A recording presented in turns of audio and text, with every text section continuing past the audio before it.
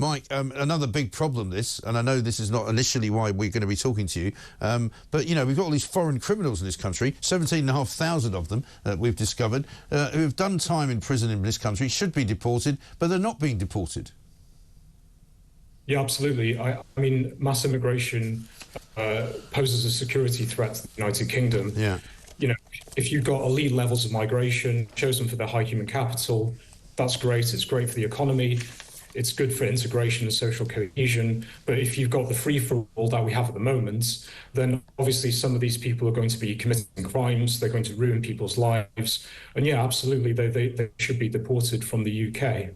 Yes, exactly right. And we saw, once again, the news yesterday that the figures that have come in, the new figures to June of 2024, show that, you know, there's no sort of chink of light, if you like, at the end of the tunnel. 25,300 boat migrants given asylum, only 3% of migrants coming here on small boats deported, and also a record number of asylum claims, and a record number of people coming over to study as well, even though some of the numbers have gone down a little bit because of the fact that they haven't brought members of their family with them, but still an awful lot of people coming into the country, over 1 million, to study and to work.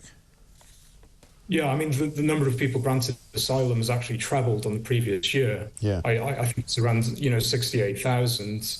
And yeah, there have been reductions to legal migration because of, James Cleverly's ban on certain groups of dependents, higher salary thresholds, and so on. But, it's kind of a drop in the ocean. It's like if your football team lost 2 weeks ago, 5-0 to the opposition, but they've lost 3-0 the following week. I mean, that's progress of some sort, but, ultimately your side is still losing. Yeah. The numbers will come down somewhat, but they're still exceptionally high. I think the numbers will be anywhere between, or net migration will be anywhere between, 400 to 500,000. Yes, I think there's no question. But it's not so much the net migration figure that bothers a lot of people, it's the actual gross migration figure of 1.16 million. Because, again, what we know about people that come here to study is that many of them don't ever go back home. They stay here, and even if they are given leave to remain for a couple of years, they can stay even longer than that. And the same goes for the people who are coming in on work visas. Their work visa might run out, but they'll continue to remain here. People just don't seem to leave this country once they get here. For sure, with higher education, you obviously have the graduate visa routes, and a lot of those people who work in the UK during that time, and there are no strings attached to this visa, right. They're working in extremely low-paid, low-skilled jobs. My guess is a lot of them are working in the gig economy. Yeah. Many of these sort of international students actually go on to work in social care, which is a low-skilled job.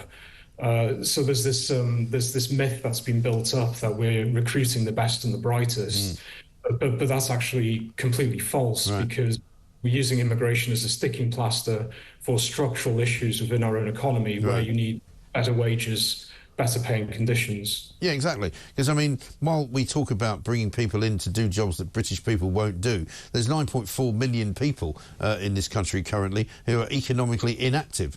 In the words of the Home Office, in the words of the Department for Work and Pensions, many of them say that just even half of them did jobs that they should be doing. We wouldn't need as much immigration as we have. And also, I don't think a lot of it, as you say, a lot of the immigration is not fulfilling those jobs anyway.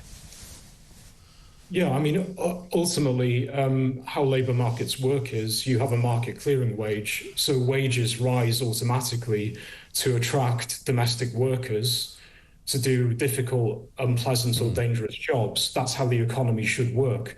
But obviously, if you're recruiting overseas, people are prepared to work for much lower wages because their point of comparison is different. They're not comparing themselves to, Mr. and Mrs. Joe Bloggs from Tunbridge Wells, no. Living semi-detached. They're comparing their own position to people from back in their country of origin. And, obviously they're prepared to accept much lower wages, much poorer working conditions. And, it distorts the labour market, and we can't have that. No, exactly right. Mike, good to talk to you. Thanks very much indeed.